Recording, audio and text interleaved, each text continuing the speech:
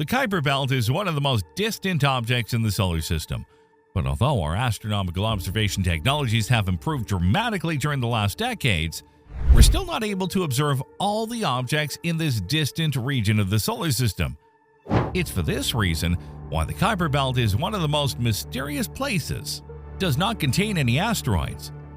When talking about the Kuiper Belt, it is usually described as an asteroid belt similar to the one between Mars and Jupiter, but located beyond Neptune. Although this idea is very close, we must remember that asteroids are strictly those smaller rocky objects that orbit the Sun and are found in the asteroid belt between Mars and Jupiter. That is, any other similar object that is found outside this zone cannot be classified as an asteroid, even if it has the same physical characteristics. This means that although the Kuiper Belt has many objects, they are not classified as asteroids. So what are they called? The correct term for them is Kuiper Belt objects, which from now on will classify as KBOs and cover all objects within the belt regardless of their size. They are also often called trans-Neptunian objects since they are located beyond the orbit of Neptune. It is larger than the asteroid belt.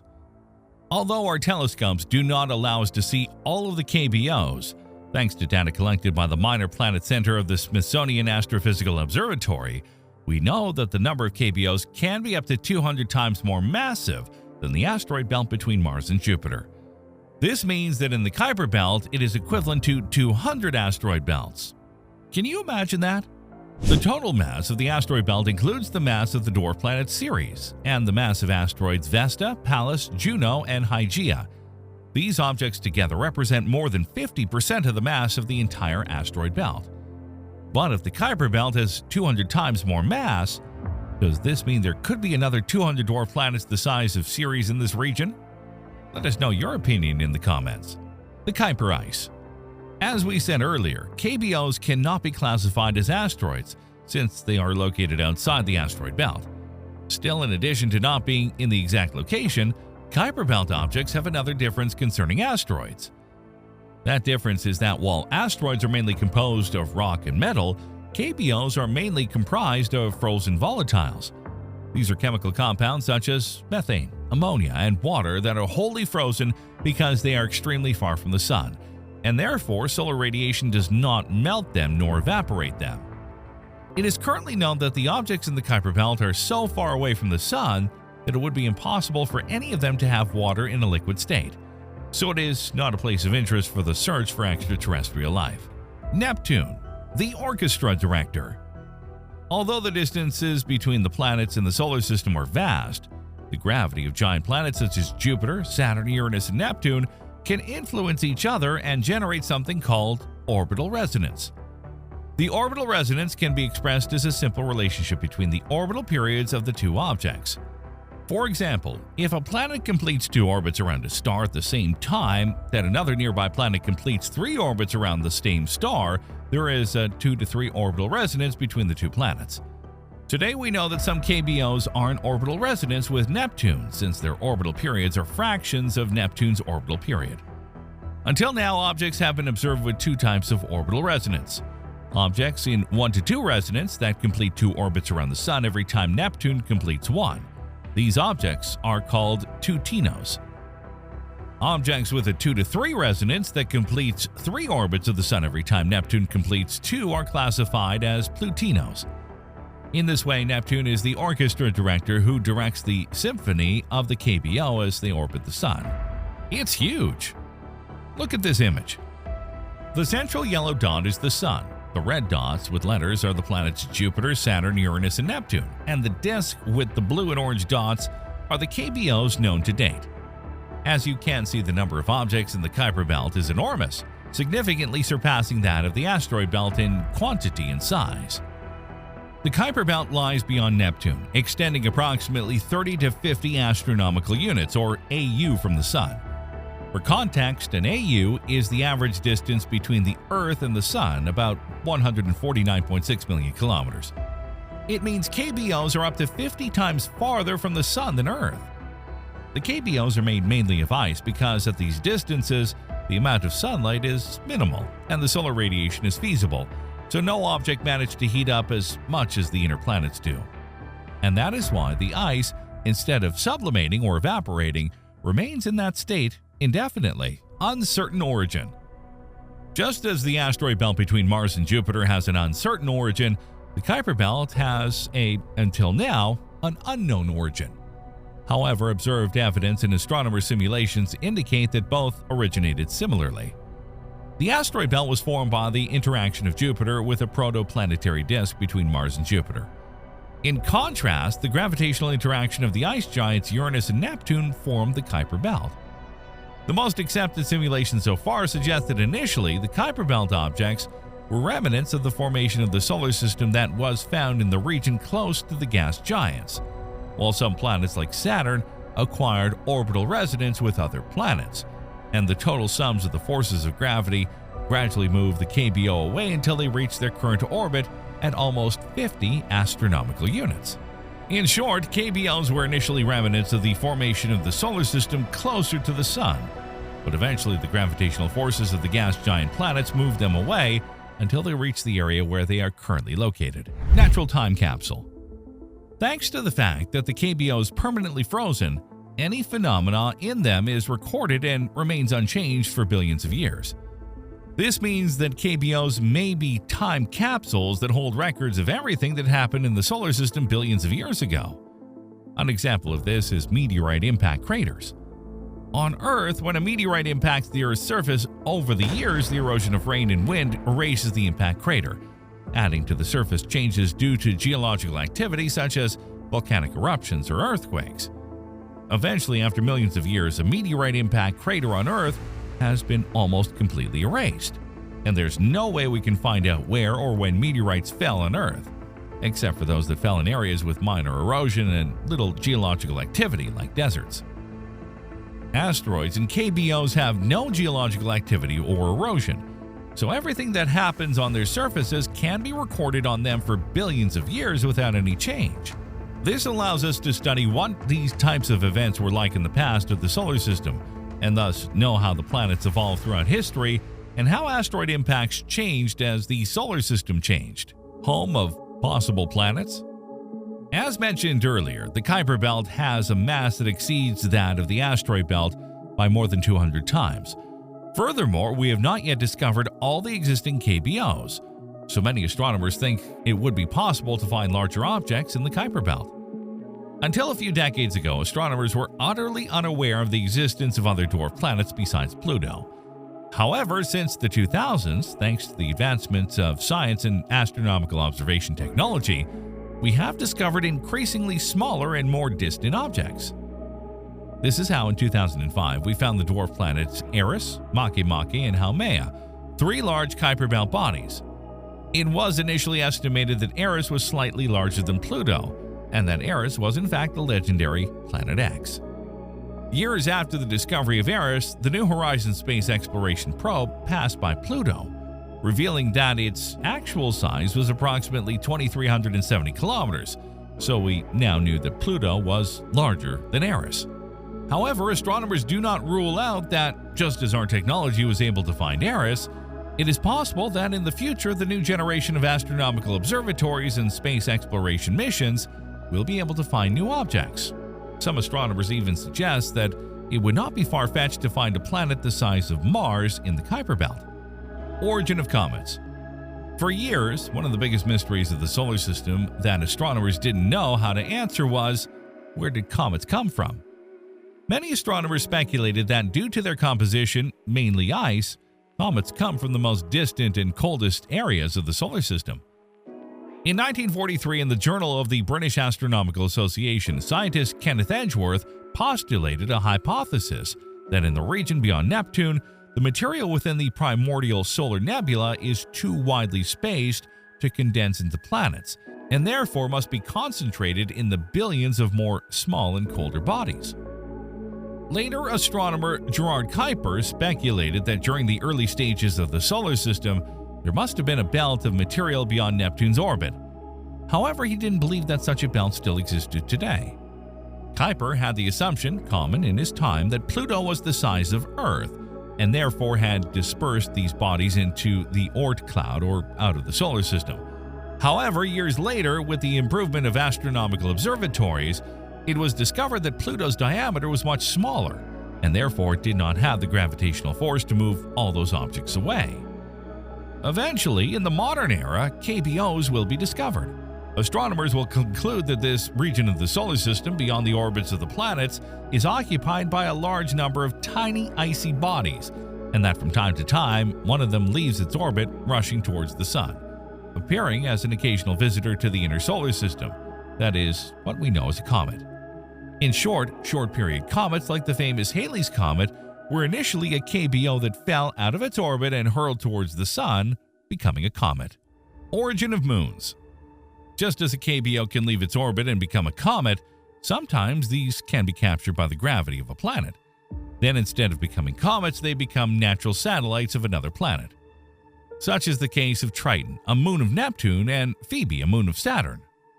Both moons have bizarre orbits around their respective planets, which had led astronomers to speculate that these natural satellites were not formed together with their planets, and in reality they were captured by the gravity of Neptune and Saturn and subsequently became their natural satellites. So the Kuiper Belt is not only home to short-period comets, but also is the place where some moons originated. Kuiper Cliff. The Kuiper Cliff is the name scientists give to the farthest part of the Kuiper Belt. It is a mystery that has existed for years, and that in this region the density of objects in the Kuiper Belt decreases drastically, hence the name Cliff.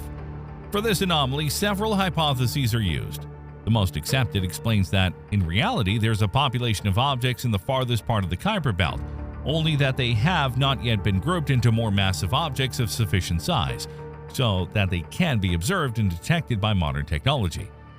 The second hypothesis explains that the objects in this area were swept by a planetary body that would have to be the size of Earth or Mars, suggesting that it would be a hypothetical trans-Neptunian planet. Could it be that this planet is the mythical Planet 9 that astronomers have been searching for years? The first KB object was discovered in 1992. Pluto, a dwarf planet, stands out as one of the more recognizable objects within the expansive Kuiper Belt. Comets originating from this region complete their orbits around the Sun in under 200 years, aligning closely with the plane in which the majority of planets orbit. These Kuiper Belt objects, or KBOs, believed to be remnants from the solar system's formation roughly 4.6 billion years ago, gained attention relatively recently.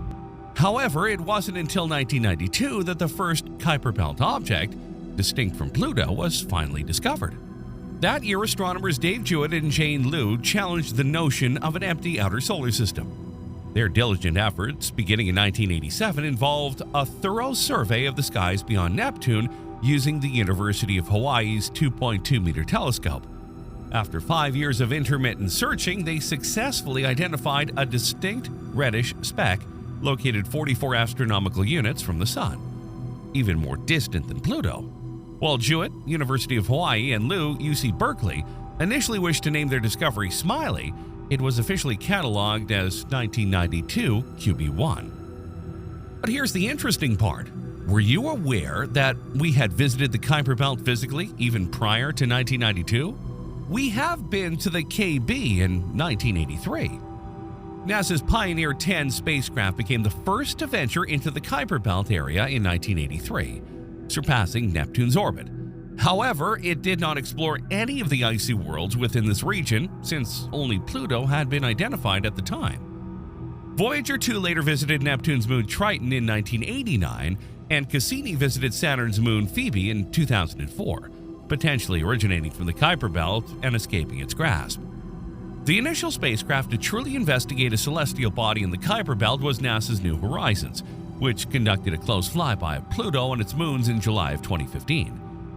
Subsequently, New Horizons also passed by a second Kuiper Belt object named Arrokoth on January 1, 2019. Remarkably, images captured during this encounter unveiled a peculiar reddish-colored object with a dual-lobe structure reminiscent of a partially flattened snowman. The unexpected shape of this object, unlike anything previously observed, proved to be the most astonishing revelation of the flyby. Arrokoth can be found in the KB. Upon closer examination, the object that initially resembled a snowman is actually a combination of two smaller objects that have been fused together for billions of years. These celestial bodies have been adrift in space, patiently awaiting for us to observe them. Arrokoth's surface has a uniform appearance and exhibits a reddish hue commonly found among objects in the Kuiper Belt. The absence of significant impact craters and the smooth texture suggest minimal alterations since its inception. For this reason, postulate that Arrokoth is a primitive entity, preserving its original form since the early stages of the solar system. Its composition likely encompasses a mixture of volatile ices, organic compounds, and fundamental building blocks that can offer valuable insights into the conditions and processes that shaped our solar system. The KB hosts the farthest object from the Sun, Farfarout. In 2018, astronomers made a groundbreaking announcement about the discovery of the most distant resident within our solar system. This tiny dwarf planet, provisionally named 2018 VG18 and affectionately nicknamed Far Out by its discovery team, is situated at a distance 120 times farther from the Sun than Earth. Displaying a pinkish hue indicative of its icy composition, Far Out boasts a diameter estimated at around 500 kilometers. However, the narrative took a magical turn in 2021 when a new revelation emerged, challenging Far Out's title, named Far Out. It surpassed its predecessor in distance. While Far Out orbited the Sun at about 120 astronomical units, Far Out broke the record at a staggering 140 AU. Far Out, a Kuiper Belt object, is a truly singular object. While Pluto spans 1,400 miles or 2,380 kilometers in width, Far Out is composed of two lobes, each measuring between 6 and 9 miles or 10 to 15 kilometers across. The specifics of Far Out's orbit remain unknown, with the intriguing possibility that it could be influenced by the still hypothesized Planet 9 or Planet X. These larger bodies are postulated to be concealed within the distant Oort cloud, situated beyond the Kuiper Belt, adding an element of mystery to the outer reaches of our cosmic neighborhood. Objects like Far Out are believed to be remnants of the solar system's formation and provide valuable insights into the processes of planetary development. The accretion of smaller objects into larger formations, frozen in place over time, offers a glimpse into the intricate dance of celestial bodies. Beyond mere trivia, entities such as Far Out might offer clues to more substantial phenomena concealed in the distant corners of the solar system. This pattern extends beyond our solar system. Exoplanetary systems form through similar processes, and Kuiper belts are prevalent throughout the universe. We'll delve into this shortly. And stay with us. Eris, KBO that could have been a planet. In July of 2005, scientists made a significant finding: a Kuiper Belt object initially believed to be around 10% larger than Pluto. This object, temporarily named 2003 UB313 and later called Eris, follows an orbit around the Sun that takes approximately 560 years, with its distance ranging from about 38 to 98 astronomical units. For comparison, Pluto's orbit spans from 29 to 49 AU. Eris possesses a small moon called Dysnomia. Recent measurements have revealed that Eris is slightly smaller than Pluto.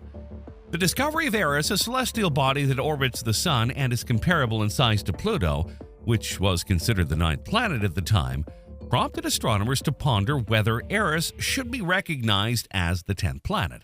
However, in 2006, the International Astronomical Union introduced a new class of celestial objects named dwarf planets, which included Pluto, Eris, and the asteroid series. The KB hosts Cubewanos. Not everybody knows that the Kuiper Belt is home to a peculiar group of celestial neighbors known as Cubewanos. Cubewanos are characterized by their relatively small size and elongated orbits. Now, these space rocks have two types, hot and cold. If you're a hot Cubewanos, your orbit is more likely to be stretched out. Plus, you tilt a bit, adding a cool twist to your dance moves. On the other hand, the cold Cubewanos are the calm ones. Their orbits are more rounded, like they're doing a simple, easygoing dance. They don't tilt much, keeping things stable and relaxed. The KB has twins, Antipholus and Antipholus. Now, speaking of Cubewanos, the researchers at the Canada-France Ecliptic Plane Survey have closely observed one of them for 7 years.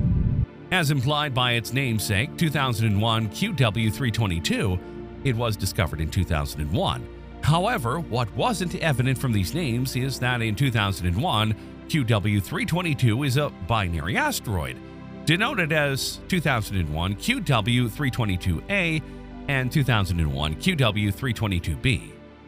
Dissatisfied with the conventional designation, astronomers have given the pair a more imaginative and fitting name, Antipholus and Antipholus. Yes, they gave them the same name. Crazy move? Not at all. The reason for their identical names lies in the near-identical size of 2001 QW322A and B, as discerned by Kuiper Belt hunters. Luminosity measurements indicate a mere 1 to 5% variation in brightness for each, confirming their nearly identical dimensions of 62 miles or 100 kilometers in diameter and similar reflectiveness. However, their twin status alone doesn't earn them a spot on the list. What truly sets them apart is the peculiar distance at which they orbit each other. With an astonishing separation of 125,000 kilometers, Antipholus and Antipholus take 25 to 30 years to complete a single orbit.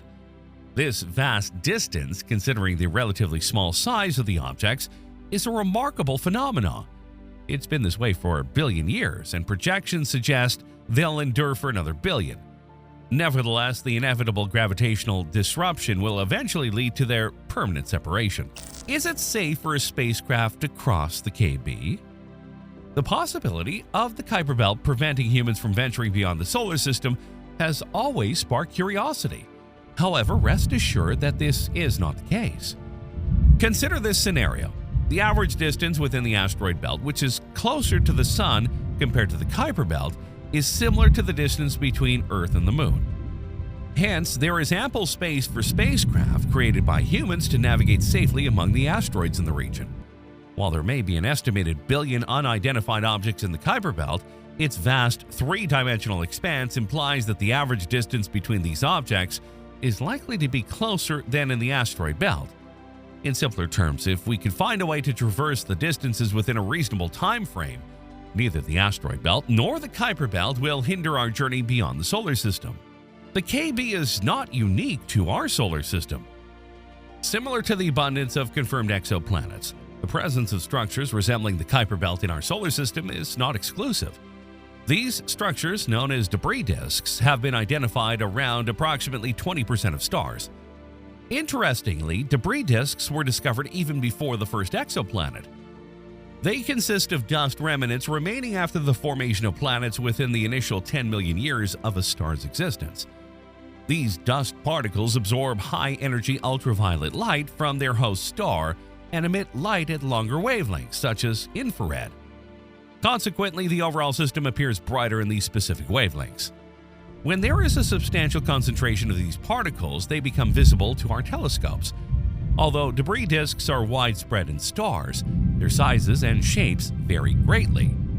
The unique characteristics of our Sun's Kuiper Belt, including its size, morphology, and role in delivering water, set it apart. Capturing photographs provides one of the most direct forms of evidence for the existence of debris disks. However, photographing debris disks in visible light or near infrared poses challenges. In these wavelengths, the dust particles in debris disks only scatter a small portion of the star's light, making it difficult to discern the disk. Nevertheless, astronomers have developed techniques to image debris disks, such as employing coronagraphs to block and minimize the central star's light, using another star as a reference to eliminate the overwhelming starlight, and observing these systems in different light polarization directions. Thanks to these observational approaches, coupled with advancements in data reduction methods, astronomers have successfully captured images of more than 40 debris disks in scattered light by 2018. Astronomers have found the closest KB analog. Among the imaged debris disks, one stands out for its resemblance to our Kuiper Belt in both size and shape. Recently, a team of astronomers led by Ben Wren from the Johns Hopkins University utilized the Hubble Space Telescope and the Gemini Planet Imager (GPI) at the Gemini Observatory to capture the first high-resolution scattered light images of the debris disk system surrounding the star HD 191089. The star itself is a younger counterpart to our Sun, approximately 200 times younger and 10% hotter. The system features a ring centered at 46 AU with a width of around 25 AU. making it the closest Kuiper Belt analog discovered to date. Additionally, a large-scale, fainter diffuse halo extends up to 640 AU, equivalent to 21 times the orbit of Neptune.